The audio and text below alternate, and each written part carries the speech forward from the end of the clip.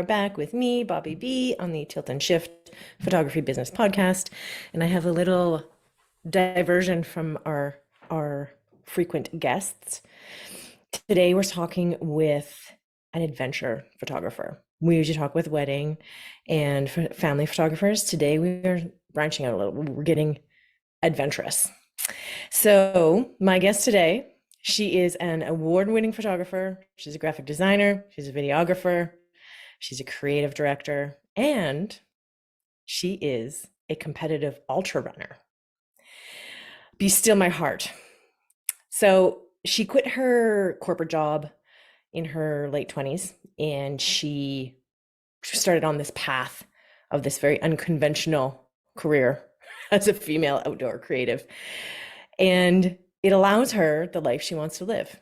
She is combining her passion for endurance running with visual storytelling. And it is unique, my friend, but it hits on so many themes that we work on with the Tilt and Shift Photography Business Podcast, that of finding your values and creating your career so that it is based on those values. So I'm really excited to talk to Hilary Yang. She has an overarching goal to challenge others to push outside their comfort zones, both in her work and in her own adventures.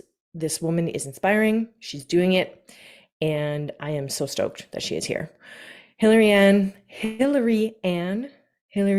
Yang. She got married last year. So stoked. Welcome to the show. Hi, Hilary. Hi, Bobby. How's it going? Good. How are you? Good. Nice to finally meet you. Yeah, you too. I'll share a little bit of the back history that I have with you. I know you don't have it with me because I've just sort of been like admiring your work for a while.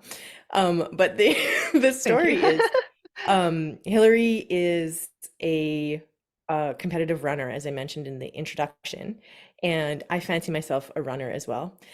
And our paths crossed when you had done promotional photos for an organization near and dear to my heart, which is Girl in the Wild, who does free adventure camps for teens who identify as girls. I've talked about them before, but that's where my path crossed with you. We were And so ships on the night, really. yes, exactly. So then I've been following you and I've seen a remarkable trajectory in your career, which is what we're going to talk about. So, welcome. Thank you for being here. Yeah, thanks for having me. I'm excited. You've had a big year this past year. It's been a really big year. Yeah, I know. I don't know where I am half the time, but it's actually been nice the last few months. We've been a little more settled in LA, which is where I've landed. Yeah. And yeah, part of the big year was just moving here from Vancouver, immigrating, getting my green card. My husband and I got married last spring, and just everything that came with kind of totally uprooting my life, my career, everything, Yeah. and dropping it in a new country. So it's definitely been an adventure. Well, and you're perfectly suited for them.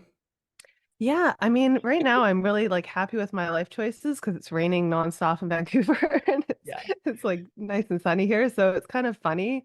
Still feels a little bit like I'm on vacation all the time in a place that never rains. But Yeah. Yeah. yeah, it's been really cool. And the trail running in LA is like shout out to the trails here. It's actually amazing. And Really? yeah, no, I've really enjoyed it. And it's quiet because people don't move to LA for trail running. So the trails are pretty chill, Yeah. like not like Colorado or something like that, right? Where like everybody's Yeah. out sending it. So like we were in Griffith Park today and you're like running with the Hollywood sign in the background on beautiful trails and there's like 10 people there and it's like awesome. So I would yeah. never have thought that. I would have thought that it would be as packed, at least, as the trails around Vancouver for sure. But no. No, yeah, it's actually great. So that surprised me. I didn't think I'd love LA as much as I do, but yeah, Mhm. it's been a good year. Did you ever think that you would end up in LA? No, not in a trillion years. This wasn't one of the shifts that we had mentioned. We'll get to those Yeah, in a this second. wasn't in the 5-year plan. So how did that happen? In a whole series of life coincidences, which I'm learning is kind of the most How it amazing part goes. of life, you know, Yeah. like you just can't plan it. And Yeah. um, I I met my now husband Billy, spoiler, in 2019, and I just happened to be in LA because I was here for like a girls' running weekend. We did a relay where we ran across the Mojave Desert, Joshua Tree, and Death Valley Oh, with that like was an awesome 17 trip. women. It was super fun, and we like just like amazing women, like Olympians and badass women. And I just like it was such a cool trip. And then I popped into LA to visit my friend Sana after that. And Billy was hosting this community run in LA. And so we went out to that and I met him there. And I'd never even heard of him before. Like he's a very accomplished filmmaker in the outdoor Mhm. world, but our Yeah. paths had just never crossed. And so that was just kind of one of those like life things where it was like, oh, how have we never connected before? And so we stayed in touch and we worked on a couple things together. And then, yeah, he was actually going to come up to Canada to visit me because he was like, I've never been to Canada before. And he Mhm. was planning on coming up in March of 2020, which Oh, is just like funny now to think about like what happened right. and how the worord imploded. Whenever Um, we say March 2020, I people are know. like, "Mhm." Everyone goes, and how did that work out? Yeah, exactly. So about as well as you would expect before the borders closing down the week before he was going to visit. So, yeah, it's just interesting because that whole year, like, I mean, diving right into one of these shifts, um, like COVID was a huge shift for so many of Yeah. us. And for me, it felt like my whole world got turned upside down and all these plans just got messed up. And it's so interesting now to look at it in hindsight and see all the things that actually like came into focus, so it were. I I'm love all the sorry, I metaphors we had can to. use, I'm right? sorry. I know. But just because of all those things kind of being disrupted, I think it created space for other things, and that's like the coolest part of looking back on it now. At the time, not so much, but yeah. Yeah, those were some long and lonely days, Oh my right? gosh. Yeah, no, it was quite scary. Like I don't know about for you, but for any of us that had our businesses rely on face-to-face interactions and really like they were like people relationships, like that's the heart of photography, right? And so when you're Yeah. told to be 6 feet away and not to interact and to have these like barriers and to, like it was just so weird. Like I just remember feeling like I just didn't know who I was or how to relate to people that way anymore. Yeah, absolutely. I Yeah. totally agree with you. It was, if there's anything that good that came out of it, I think it taught us um, a bit more appreciation to be able to do that, Hmm. right? And how important that understanding our body language and being in proximity of others Yeah, we is need it. hard for our health, right? Like I'm a bit of an introvert, and I was like, I'm cool with this. This is fine. But then come, I think it was in July, I was like, Yeah. I'm over it. Once the 2 week cycle had been repeated a few times, you're like, wait a minute. Remember when it first came out and they said, "Oh, it's 2 weeks of no contact," and I was like, "Yes, we'll be out of this in 3 weeks max." Mm-mm. Totally, I'm gonna watch all my favorite shows. This is great. It's kind of fun, make some sourdough. Wah, No. wah. But that forced you to adapt in a very interesting way. Yeah, it did. And I think just like looking at my life now, like I was very go, go, go. And 2020 was ironically going to be my year of travel. And I was Mm. like pretty much just planning on putting all my stuff in a storage locker and hitting the road. Mhm. And like I had all these big plans to go to Mongolia. I was putting together like a girls' climbing trip. I was doing all these things. I was actually in Costa Rica when COVID started and kind of flew home being like, I'm sure it's nothing, but Right. better safe than sorry. Um, and yeah, everything just got upended and I ended up taking on like my background is in graphic design. That's what I went back to school for when I kind of shifted my whole business and profession in my mid 20s. And so I ended up like leaning on that a lot. I picked up like some agency work. I was doing logos and branding for very corporate stuff. And I was just like, oh my God, like, Yeah. it was such a shift from all these big adventures that I had planned. Hmm. Moved to the Sunshine Coast with one of my friends, and we got a little like cabin down on the water there. And Hmm. that was actually like magical because I feel like it was so remote and very like I don't Hmm. know, we were chopping wood and doing our own composting. And maybe I did need a little bit of a reset, like it's so easy when you're in this like wheel of all these exciting things happening to just say yes to everything and to keep going and never really stop and think about, whether it's the direction you want to be going in Yeah. ultimately. So definitely maybe put a hard pause on on everything. And I definitely think that that was healthy for me to do and was a great way to kind of reset. But yeah, at the time, not so much.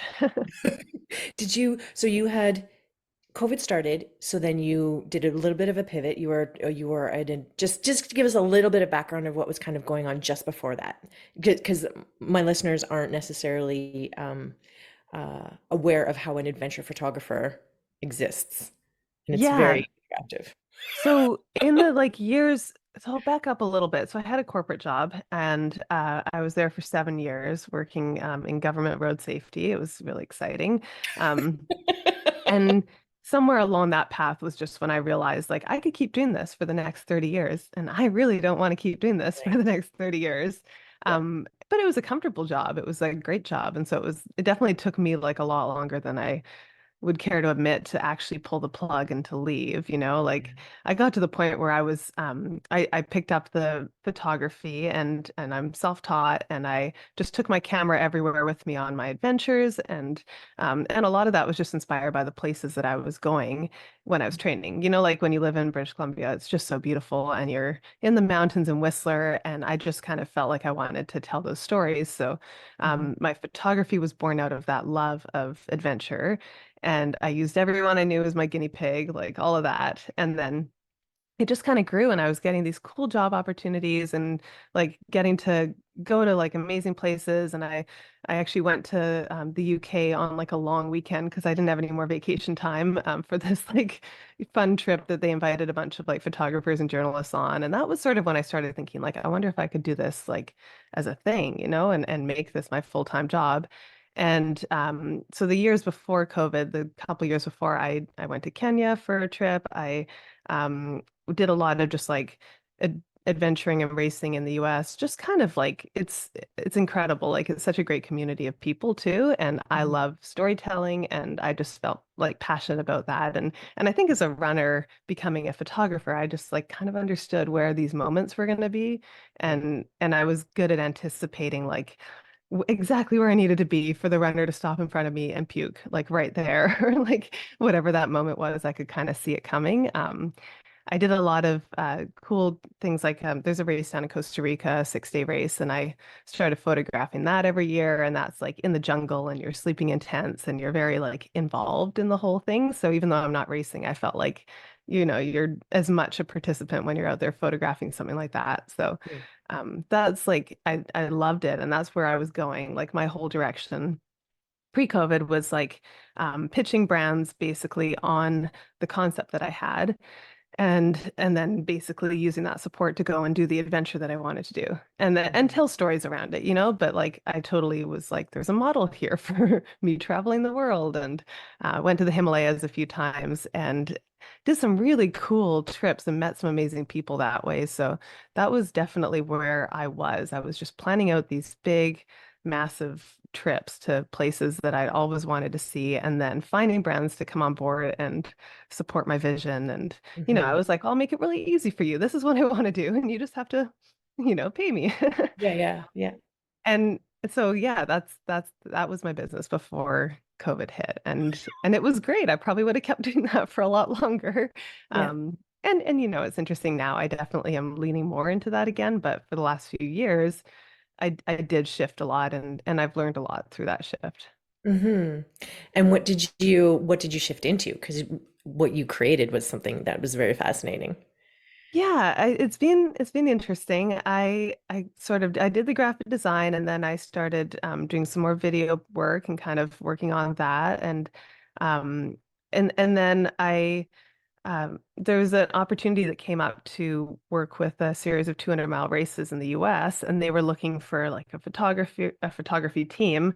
And I couldn't travel then because of COVID. So I was like, well, what if I kind of create a position where I manage everything remotely and I'll hire photographers and I'll mentor them and I'll teach them how to like shoot these races because I've got all this experience of doing it Mhm. myself. But they'll do it and then they'll send me everything like in the moment and I'll be the one like the man in the van kind of like posting everything and telling the stories and nobody will even know that I'm doing it from Vancouver. Like, it was just Yeah, sort of like a Hillary, weird, we didn't know. yeah. I Excellent. totally didn't know. Yeah, I mean, to me, this is like, oh my, like this seems like revolutionary. Yeah. Yeah. I think I created my own job. I honestly do. Like I don't know anyone else that's kind of done this role and I'm really proud of it. And I ended up I interviewed like 15 to 20 different photographers and I put together a little team of three people and none of them had shot an ultra before. But they were all like super talented photographers. It's just a very different world. And then I would Mhm. make them these huge documents, like 30, 40 pages of instructions and like Google Map pins and like CalTopo pins of where they needed to be and which Forest Service road they needed to be on. And like a Yeah. lot of these locations in these races are super remote. There's no cell phone access. So it's sort of like they have to have the guidebook in hand before they go out there, Mhm. or they're going to be wandering around on a Forest Service road for 3 days. Yeah. Yeah. And and I could see that happening. And the first race that I kind of really jumped into the role for was actually Bigfoot 200, which is in Washington, and it's the hardest of the 200-mile races because it's the most remote and the least amount of cell phone reception. Um, Perfect learning so curve. it was totally like, okay, we're gonna see if this works right now, you know? Yeah. And we had like GPS trackers on them, so I could watch them on a screen and figure out like at least if they were in the area that I wanted them to be in. And it was Yeah. kind of wild. It was cool. It was definitely a learning experience for all of us and just figuring out how they were going to get me like edited photos from the middle of nowhere. And we did a lot of relying on like hotspots and just like minimum resolution that we could get away with and a lot of kind of like interesting technical pieces to pulling it off. Mhm. And yeah, like you said, I think most people didn't even realize that there was this whole like remote setup going on. Yeah, totally. And yeah, and it worked pretty well. Hmm. And so how does that inform what you're doing now? I think I learned a lot from that role. So I basically stayed on in that role for the last few years as a media producer. And even like when I could travel again, I actually enjoyed not being at the races because I felt like it gave me a perspective. Like it's easier to tell stories that other people will understand if you're not so immersed in it that you don't have Totally. context. So I Yeah. felt like not being there actually gave me the context of like, how do I share this story in a way that people will get it? And Mm. so that was kind of like a something I wasn't expecting to learn myself from it. Mhm. Yeah, and I think I learned a ton from helping teach other people, and I wasn't shooting nearly as much for the last few years, so that's definitely something I've missed a lot. But I was kind of explaining and creating what I wanted, and like finding different ways to create something special or to capture a moment. And it felt like it really taught me a lot because it taught me to be very thoughtful and intentional. And Mhm. yeah, so it was a huge experience for me too. And I actually just left that position at the end of December, so that was Mhm. sort of the end of a chapter for me. Although in the last little while, I've actually kind of taken on a similar role at a couple other big races in the US, and so I have a couple little projects that I'll keep doing that for. But I think now, after being so involved on like the production side of things, I've really felt the call to be back out there and to be creating my own content. And Mhm. it's almost like it's funny. There's a little bit of insecurity that comes in. I don't know if you've ever felt this. Like if you're not shooting for a while and you're not the one putting your work out there, it's actually easy to kind of hide or to feel like maybe your work doesn't measure up anymore. And it's something I started to recognize that like I didn't feel as confident about my own work. I was really good at telling other people what I thought of their work. That's a whole Yeah. skill set. Yes, how do we say this? Yes. But I Um, but yeah, but to actually put my own stuff out there, to be the one shooting and editing and doing all this on the fly and to have that certainty of it's good enough, I think as a creative, we kind of go through these periods where we're really feeling like we've got everything dialed, and then other times where it Mhm. feels like maybe we're playing catch up or seeing other people appear that have a new vision or have new energy. Like Mhm. it's Totally. an interesting cycle. It is a cycle, and I kind of liken it to being an athlete. Hmm. Because you train super hard for something, you achieve something, and then you may go through like a rest period or a period where you're not training in that same way. And so then you come back into it, you feel rusty and you're slow and you're a little tired. People are faster than you remember them being, all of that. Like it's a very similar feeling going like leaving a position in your career and coming back. leaving it like there's so much muscle memory in photography. I feel like when we don't use it for a while, those things they're still there, but we have to trust that they're still there, you know? Totally. Yeah. And I see it as that's partly why I have kind of chosen this year to put myself out there again, is because I don't want to be afraid of that, you Yeah. know? But it is definitely, I just kind of have noticed like, oh, it's a little bit scary to put my own work out there and to feel that. And I also like I'm excited by all the people that are kind of coming up in specifically the sport of ultra running and like endurance photography. There's a lot more people in it than there was when I first started out shooting like Yeah. 7, 8 years ago. Actually probably longer than that now, but it does feel like it's shifted a lot. But I also feel like I've really learned through this whole process of mentoring and working with other creatives that we're way stronger when we're working together. And I'd way rather be a collaborator than someone that looks at other people and is like threatened by them or afraid of competition or something like that. So I feel like kind of mentally, I really am embracing like all the people that are out there, like just creating such amazing content. But there's always that little piece of me that's like, okay, well, I sure hope I'm still good enough, you know?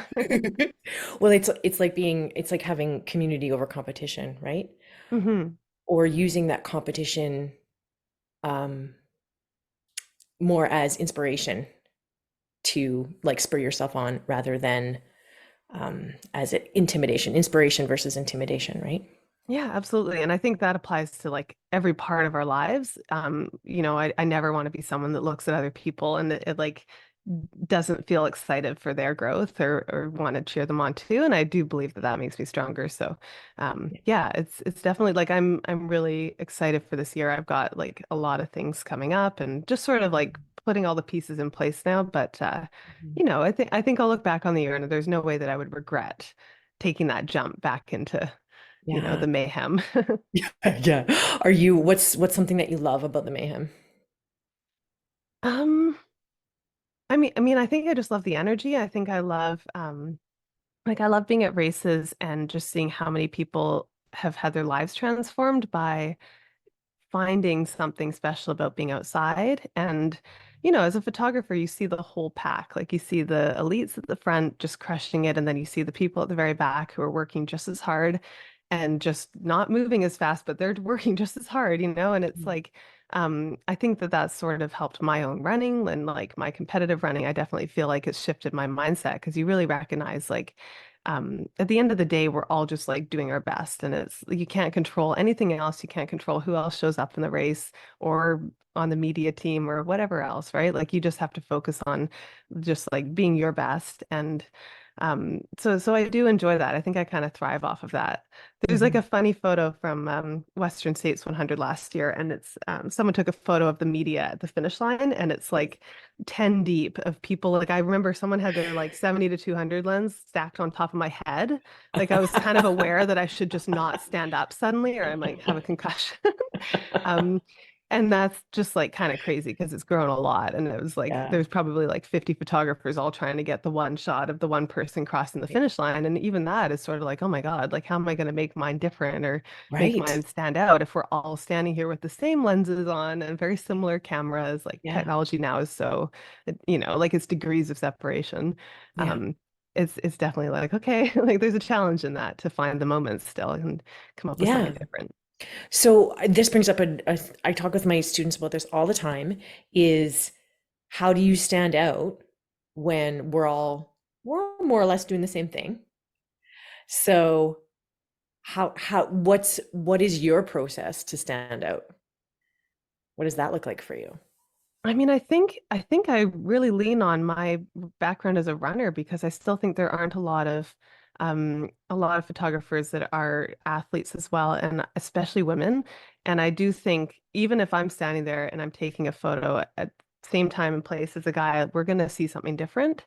Mhm. And I really appreciate that difference in perspectives. And so I've always found that I look for the quieter moments and like even if I'm thinking about that crazy finish line, there's a moment like 2 minutes after the race ended where the winner finally has a minute to like take a beat and think about it. And like that Mhm. expression on their face is the one I'm just as interested in as the one of them like crossing the line, holding the tape. Yeah. And I think a lot of it is just sort of being patient. And for me, it's just kind of like trying to find that moment, like where would I be in a couple minutes from now, and how do I like anticipate that and put myself in Yes. a place where I can get that shot. Mhm. And that's sometimes like that look on the face is what resonates with people the most too. So Yeah. yeah, Do you find in the fields where I dance, like in wedding and family photography, we often battle with expectations of what we should and should not be shooting. Um, that's a and tough one so, in yeah, wedding and yeah, family. yeah. Well, I'm wondering what that looks like. I imagine there's similar ones in racing, right? And this is kind of a bigger metaphor, but we'll get to that in a second. What is expected of a race photographer? Yeah, I mean it certainly depends on the event and your assignment because sometimes you're following for the race and sometimes you're following for a brand and so then you're more focused on one person or you're focused on telling the whole race story. Hmm. Um, but I definitely remember a couple years ago being on a finish line and we're waiting for the winner and it was like a big moment. He was going to break the course record and the photographer next to me commented, "Man, if I don't nail this shot, my boss told me not to come back." And I was like, I think you're joking, but I'm also not sure, you know?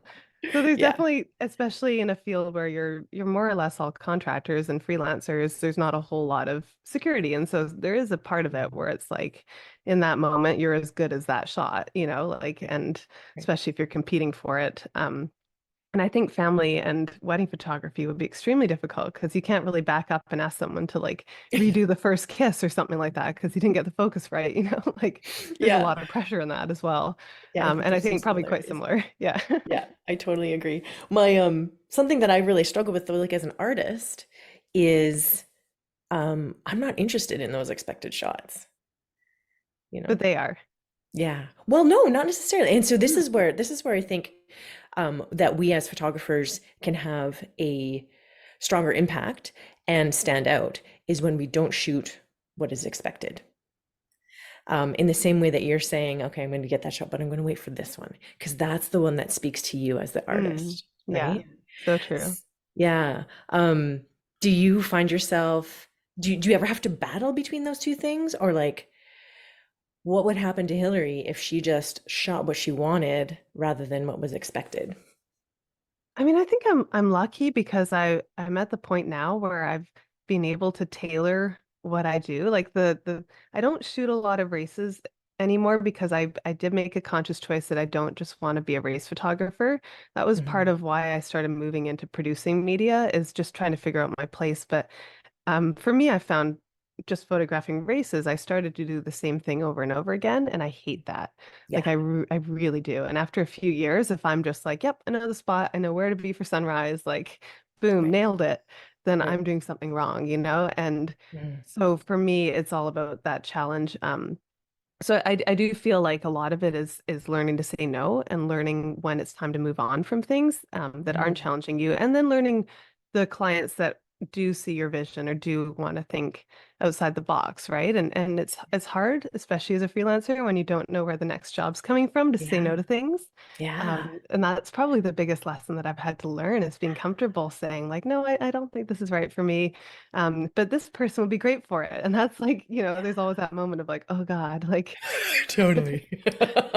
Yeah, that is but a big one. Go ahead. I was just going to say it's funny because we got married last year and I actually intentionally hired one of the photographers that I worked with on the 200-mile races to shoot our wedding. And Yeah. she hates shooting weddings. And I had to pull her teeth to make her do it. But I just knew she'd do such a beautiful job because she wouldn't look for the traditional shots. And Sarah Exactly. Tar, she did an amazing job and she's an amazing photographer.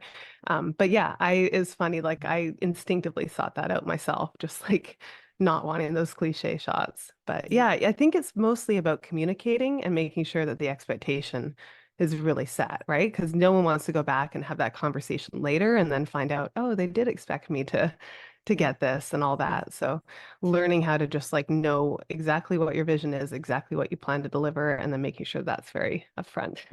Yeah. Yeah. And that is something that I think that takes a lot of confidence and it takes a lot of uh I think it takes less experience then it takes confidence, like knowing what your vision is.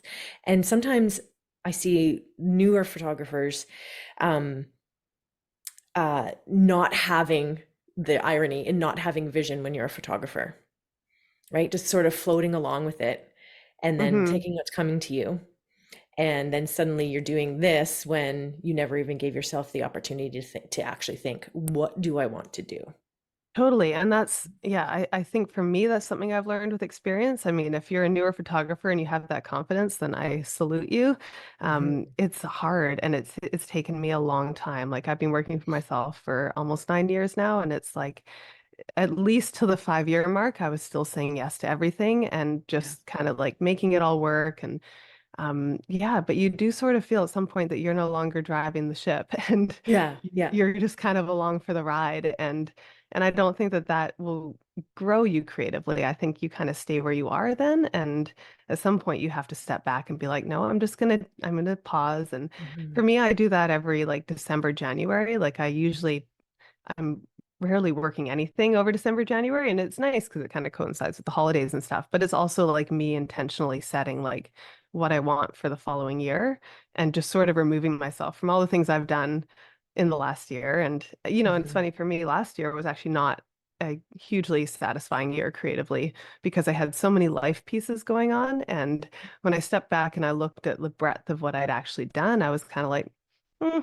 like which isn't like what I want, but also I think Hmm. I had to zoom out and look at the rest of my life and recognize, well, you had all these other things happening, Yeah. and like there's no way you could also be like having a, gold star year Hmm. creatively. Yeah. So it's just sort of like I think looking at all those pieces and all the other like goals you have in your life, and then how this fits into that. Hmm. And for like what you're saying really resonates with me because I think especially as competitive people or as like go-getters or adventurers, it's it's hard to have those years where you're just planting. Hmm, You're just totally. planting seeds and you have to wait. Just like you Yeah. have to wait for the shot, you have to wait for sunrise, you have to wait for you can't make any of these things happen. You just have to trust that what you're putting in the ground is what's going to come up for you. Yeah, I feel like that was my year last year. And I think those years are really important, but they're in the moment really hard because you're watching all these other people do the things that maybe you want to do and you just don't have the capacity or whatever it is. Hmm. But then, yeah, I think you have to zoom out and you have to believe that that's going to lead to all these other things. And it does, like, but you have to have that foundation. Yeah, I agree. Yeah. Um, you had said something earlier. You said you're learning to say no. Hmm. So, and this is something that we all need to learn. So It's the what is that? worst. Yeah. What does that look like for you? Can we talk about that for a minute? Yeah, I mean, I think I don't have like a formula for like what is going to be a good fit or not a good fit. Hmm.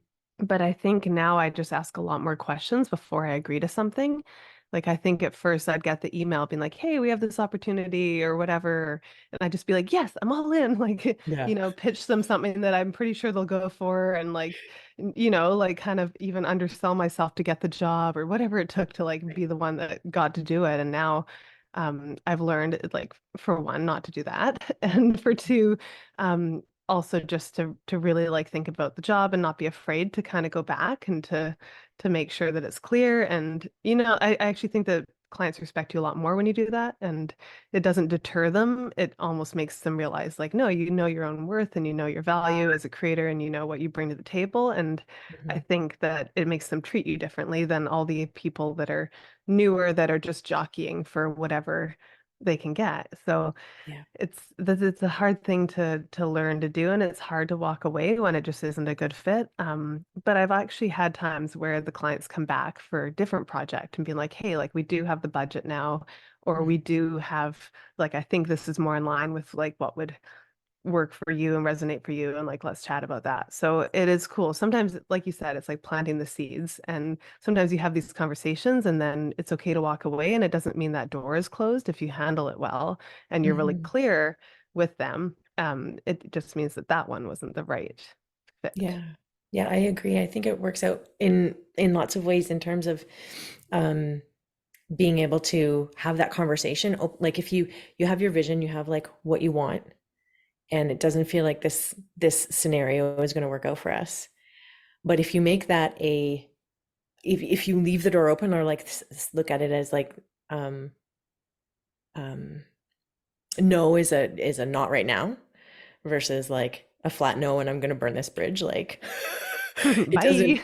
yeah exactly like I'm thinking that the parallel here for wedding photographers is people who do weddings and families, right? Maybe it didn't work out for their wedding, but if you had a wonderful interaction with them, priorities can change, and as they if their family grows then you could still be on their mind, sort of idea. Totally. Yeah, yeah. Yeah, um relationships. It's a huge part yes, of the just being in business for yourself, I think, is like learning how to manage relationships well. yeah, absolutely. um So I'm a Canadian, you're a Canadian. Are you still a Canadian, Yeah, or do you have to like I'm give still that a up when you Canadian. become an No. American? No, I'm a permanent resident here, but thankfully, I think Canada is one of the few countries where you can keep both. So Okay. that's the goal is that I'll eventually be dual citizen, but right now I'm just a permanent resident in the US, but still Canadian. I identify. Identify as Canadian. Are there things that I'm always curious about this when people um moved, like having grown up in Canada, LA always seemed like this like wild place where Oh everything my has God, like LA. in LA. Totally, So I still do it. so what's that like? Just as a comic relief, what does that feel like? I mean, it's hysterical. It's such a funny city. People are just larger than life. Like, I'm still like, I'll still be caught off guard by like the other day I went into Trader Joe's and there's a woman in this like velvet long coat with white over the thigh boots and it's like 9 a.m. Yeah. And I just kind of like no one else even batted an eyelash and I'm just kind of looking out of the corner of my eye. And that's what I love about it is that nobody cares and Yeah. you can do whatever you want. You'll walk past people that are filming and hustling and doing whatever. And it's just like so part of the threads of the city that people don't bat an eyelash. Yeah. So it's kind of fun. I feel like it's actually making me more playful and more like, you know, I don't give a crap because nobody here does. And it's very just like scrappy and you're hustling. And if you're living in LA, you probably want something from this city and you're ambitious and like every restaurant guaranteed your server is an aspiring actor, musician, Right. songwriter, whatever it is. Like there's something that they're doing and this is just their like means to an end. And Right. I really appreciate that. And it also reminds me like how lucky I am to have found a niche where I Sure. do feel like I have a fit and I've kind of built a business and have a, like that's taken me a long time, but like I look at all these people here and it's a huge city. And even compared to Vancouver, it feels like we're such small fish. And then you move down here and it's like, well, you're just one of like however many million people that all want this. And if anything, it just makes me appreciate it more and makes me not take it for granted either. Yeah. Did you find that, like, I'm just curious about the running world, is being in LA, like it it doesn't seem like it would make sense for running. It seemed like why LA if Well, this it's is an where it is? excellent hub to get to other places. There you go. Yeah, yeah. For us, I think that's what it is. I mean, most of the outdoor brands are based in the US. Like outside of Arc'teryx and Lululemon, most of them are based in the US. So I think as far as that goes, there's more projects and opportunities happening here. Hmm. Whenever I pitch, like, come shoot in Vancouver, they're like, hmm. But if you're like, come shoot in LA. Sure, yeah. Or like I'll go to Arizona or whatever it is. I think it's just, yeah, I don't know. It's a totally different energy. Like people fly here a lot more to all the different cities. Like you just hop on a plane to go to San Francisco, and I'm like, but it's only like a 6 hour drive. Why would you Yeah. fly? They're Yeah. like, Okay. yeah, but So it's here's a another. 45-minute flight. Why would I drive? Like Exactly. That's a big Canadianism, right? Like we're so totally. used to, like I'll say this is 3 hours away, and people are like, "Oh my God, you drove 3 hours to get here." I'm like, "Yeah, that's like a Mm, normal Well, commute." also like if you were to fly in Canada, it would cost you the cost of going to Europe. So $10,000. Yeah. but just like a different culture, like people, it's Yeah. much more just like pop here, pop there. And I'm still kind of getting used to it. Like I went to Utah on a little like ski trip before Christmas, and it was like an hour later, I'm like in Salt Lake City, and I was like, sweet, like, Yeah. that was Yeah, easy. absolutely. Yeah, it's So almost that's like being kind in, sorry, go ahead. no, I was gonna say it's just it's kind of fun. It's like it mostly is for us like a launch pad to all these other things. Hmm. And bonus, quiet trails. Yeah, exactly. Lots of ticks, lots of poison oak, just in case you think Oh, it's all I perfect. heard your poison oak story. Oh. Oh my God.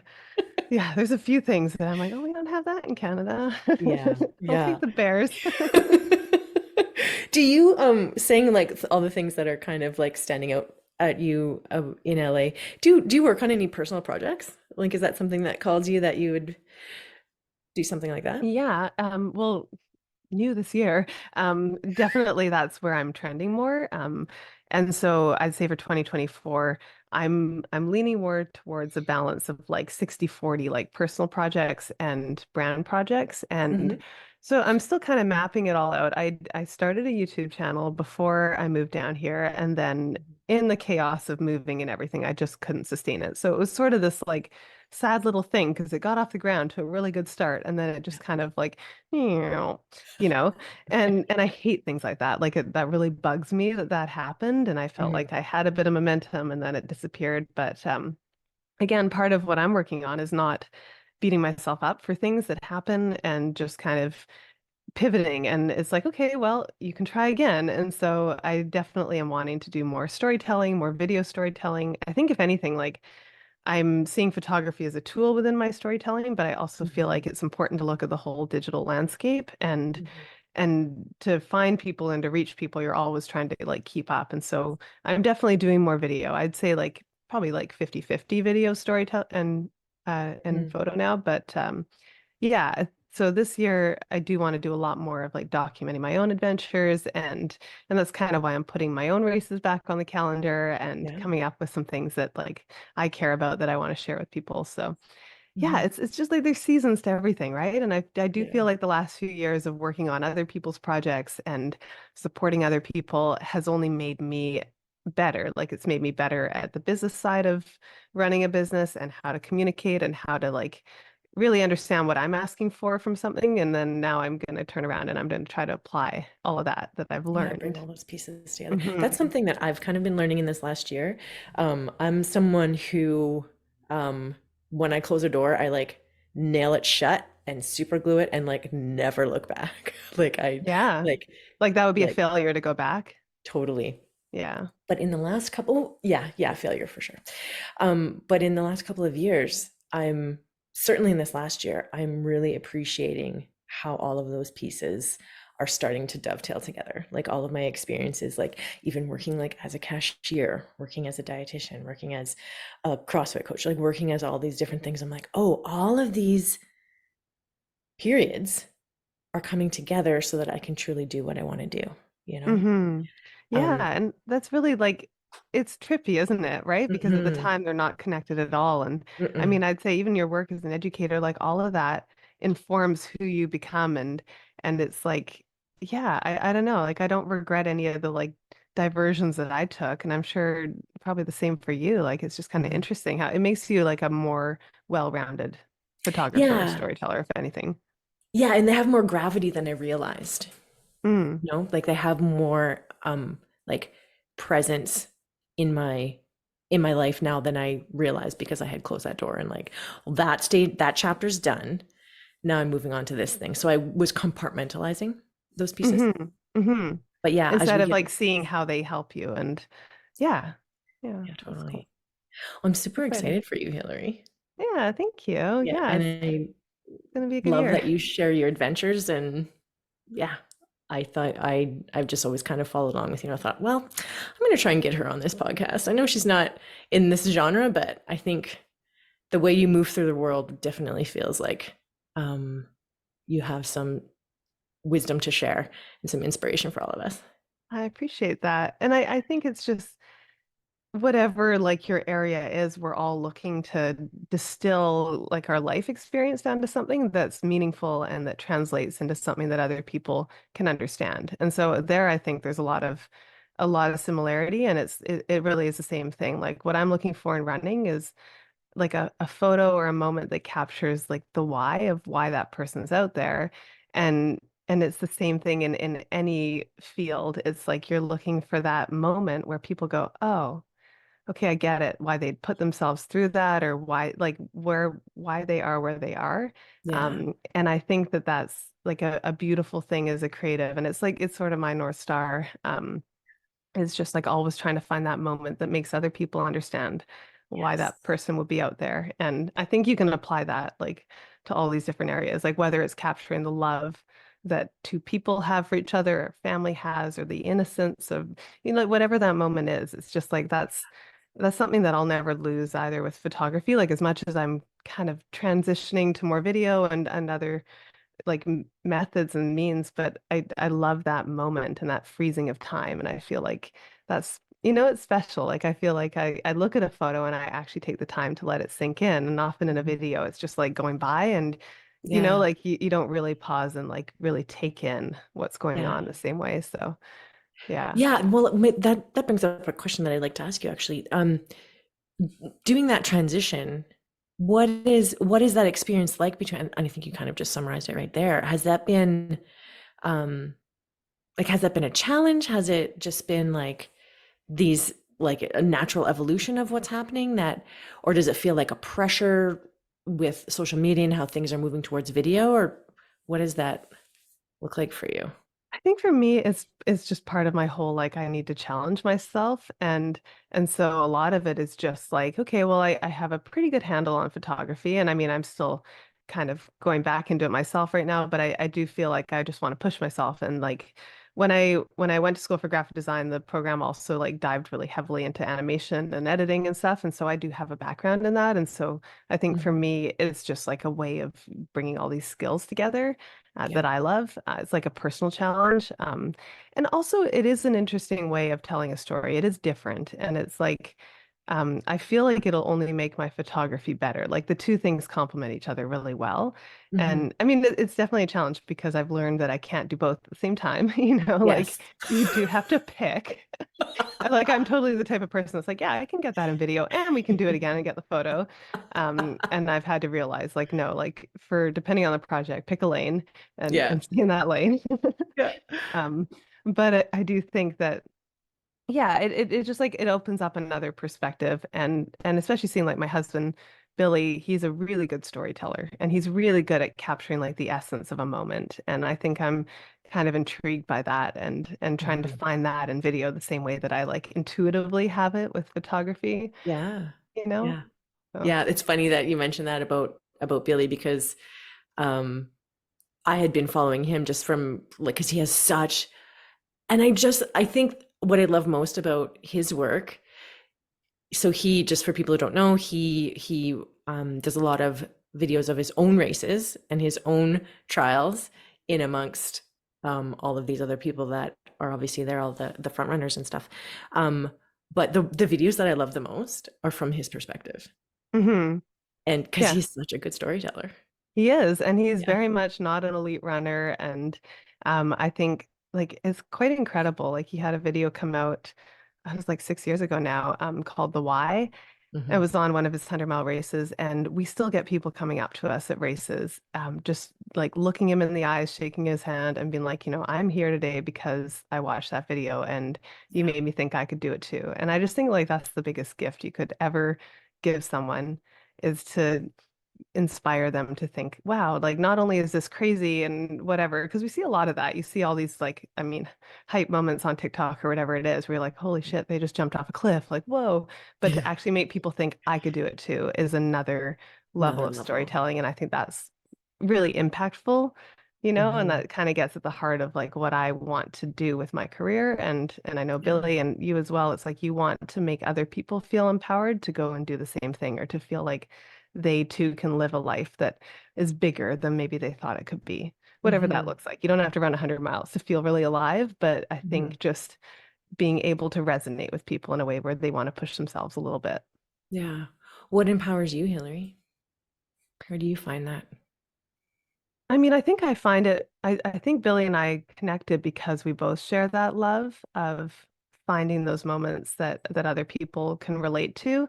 Hmm. And for me, like I've definitely like almost been taken aback by times when people come up and either tell me that they were impacted by a story I wrote or work I did or a video that I made. And you kind Hmm. of forget when you're just like going along just how many people you touch along the way. And I think that it's a beautiful thing. And it's something like for all the like pitfalls of the internet. Like there's an Mhm. amazing community that we Yeah. have, and I get a lot out of that. Like I just love seeing someone that, especially like another woman that's like, like because when I first started running ultras was over a decade ago, and it was like 80-20% Mhm. men to women. And even now it's like 70-30 or 60-40, maybe.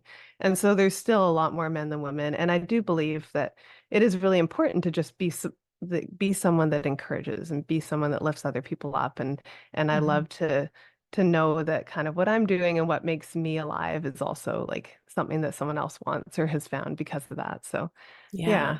It spurs us on, hey?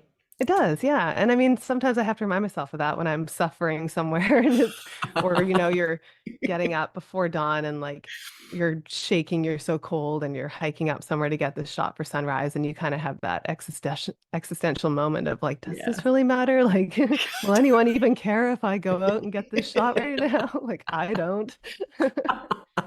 We But do. We're cheering for we do, you. we do. Um, yeah, but those are the moments that like personally I look back on and I'm proud of. And also like I have like a little like mantra I repeat to myself, which is if it was easy, then everybody would do it. And it's sort of like the catch 22 of like, yeah, well, if you just had to get up and point your camera out the window, then like it wouldn't be so special now, would it? So, Yeah.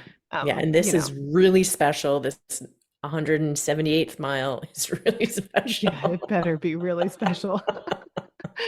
Yeah, but Awesome. it is something that I try to be grateful for and also to recognize this is like a chapter in my life. And in the same way that I didn't know that my current chapter would lead me to LA and to Yeah. like the life I'm living now, I think it's a beautiful thing that we really can't make a 5 year or 10 year plan and then have it pan out exactly as we think it will. So Mhm. I'm very aware that like this is now and I'm gonna seize it and I'm gonna do it. And Mhm. then I'm gonna like tackle tomorrow when that arrives, and there might be another chapter, and that's okay. Yeah, but it does sound like there is direction in that madness for you though, right? Because you have values. You have like a very specific way that things that you want to experience and how you want to live your life, right? And Yeah. the how is something different. Like you seem to know what the what is, and the how just presents itself because you know what you're looking for. Yeah, yeah, I That think makes that's a good sense? way of putting it. Yeah. I do. And I think I mean, I left my corporate job like I told you because I wanted this other life and I always have that to think about is like if I just wanted that safe life, I could have stayed where I was and I Yeah. think I just have this like inner burning thing in me that knows that I want more out of life and that guides me and I don't know I guess I've had that since I was a kid like I've always been Mhm. someone that kind of pushed myself and I think if you have that you really have to listen to that and Mhm. respect it and harness it a little bit into something that's like Yeah. practical and but also believe in it because I think like we have to be our own champions and we have to believe that we're worthy of the things we want in life and that we can do them and we can go for them and that's something I think that I've struggled with a lot. I think a lot of women struggle with is that imposter syndrome of just like not feeling enough or not feeling like, like I remember being on one of these Himalayan trips. The first one I went on, it was like right after I graduated my graphic design program, and it was me and five guys, and they're Mhm. all wonderful guys. But I was definitely the only woman on it, and I was carrying just as big a pack, and we're deep in the mountains climbing these peaks that are like 6,000 meters high. Like it was a really cool trip. But I remember feeling like I had something to prove, like I definitely had that sense of like I have to be faster and stronger and better and all of Yeah. that. And it's taken me a long time to just be okay with like who I am and know that I am strong enough. And Mhm. I remember even on that trip, one of the guys ended up struggling and he wasn't as fit, and I ended up swapping packs and taking his heavier pack from him, and that was really satisfying. So I was like, no satisfying. problem, I got it. Do you need a hand? Um, but like those moments, like those are what you need to remember when you're feeling insecure. You're feeling like, oh man, am I enough for this? Am I good enough for this to show up here? Mhm. For some reason, I think guys are just more confident. They just like they inherently believe that they're good enough. And I think Yeah. women sometimes feel like, no, we have to hit this level and then we can go for it and then we can Yeah. say we're good enough. And so it's something that I really try to tell myself and to tell the women around me is like, no, you're good enough now. You need to just do it and you'll Yeah. keep getting better and you will look back on now and be like, man, I knew nothing. But Yeah. that's like always the case in life, right? Like, Totally. Well, yeah, especially so for women, and then this is a whole nother podcast, but I think mhm, we definitely have that social bias that we have to prove ourselves first. All the things have to line up. All of like we set ourselves a higher bar mhm. um when it's not like that for everyone. Like lots of people are just like, cool, I'm just gonna jump in I'm because just gonna do it. I I'm just just gonna do it, you know? But I think we tend to feel that we're a lot more scrutinized, and we are, you know? So that's really cool.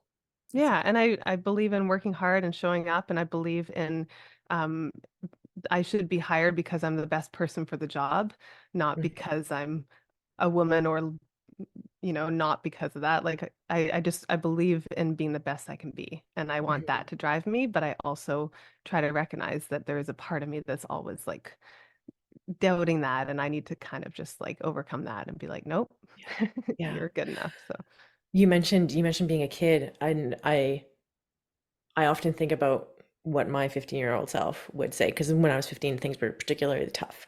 So, was there a time in your childhood where things are really challenging that you could go back now and be like, and show her what you've done?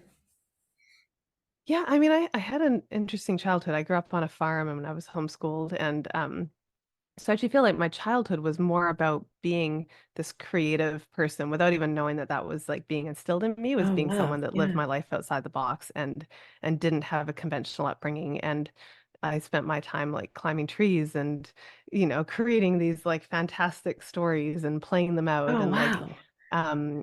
but when I was 19, I ended up super sick and I ended up in the hospital for like 4 months. And then I was diagnosed with celiac disease, but I was in university at the time and I got really sick and I weighed less than 100 pounds and it was a long period of time and I had to withdraw from school and that was my hard time. That was my time that really shaped kind of, I think, gave me that fire because I Hmm. spent so much time in that hospital bed just thinking about how my life hadn't gone according to my plan and Yeah. having to totally come up with a new plan and totally figure out who I was again and that's where I found like my love of the outdoors and that's what got me into hiking and then that kind of went into running as I found more of a community and so that's Hmm. why I think why I have this like deep gratitude towards the outdoors and towards running and all that is like I think it saved my life in a lot of ways. Yeah. But I also think that that hard time, as much as it sort of derailed my plans, like it's kind of wild to think about. Like I wanted to be a lawyer and I was a very straight A student and very perfectionistic. And Hmm. if I was to look at myself now, like 15 years later, I wouldn't even recognize me. Like I Hmm. take way more risks now, and I've done a lot more things that are scary, and I don't know that I ever would have done that. And so I think, yeah, I think you always have the choice when you have hard things in life of how you use them. And I Hmm. think they can be incredible channels and they can be incredible motivators. And for me, I'm now very grateful for going through that and Hmm. having that experience. And I think, yeah, whatever it is where you've had to face something that was really difficult and you faced it down and you got through it, I think that Hmm. that teaches you so much about what you're capable of. And then it's up to you to like take those lessons forward and to not lose that because I think time has a way of like dulling all of that, right? Like, Totally. Yeah. after a few Yeah. years, you don't quite have that same remembrance of how hard it was or how hard you fought to get through it. But I think just Hmm.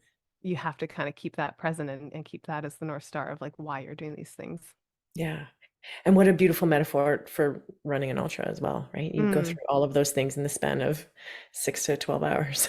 yeah, or longer. Or 6 to 12 hours if longer. you're lucky. Yeah, totally. I'm running a Oh, 200-mile race this fall, so I'll are tell you you? how Is it that your goes. first 200? Yeah, it is. Oh, So it's actually one of the races that I worked on the media side. It's Bigfoot uh, 200 in Washington, yeah, and it's point to point. It starts at Mount St. Helens, and then it ends up at Mount Rainier, and you do yeah, like a tour de volcanoes yeah. through Oregon and Washington. And it's like I've always kind of wondered what it'd be like to like run one of them myself, and it's yeah, it terrifies me, but I'm also super excited because it's going to be about 60 to 70 hours of me Ooh. questioning my existence, but that's fun, right? It's part of the fun. Are you going to run it competitively? Are you going to run it like for a story for your for yourself Both. or both? Yeah, yeah. Yeah, I mean, video coming soon. Stay tuned. Um, We'll check back with you. working on the pitch deck for that right now.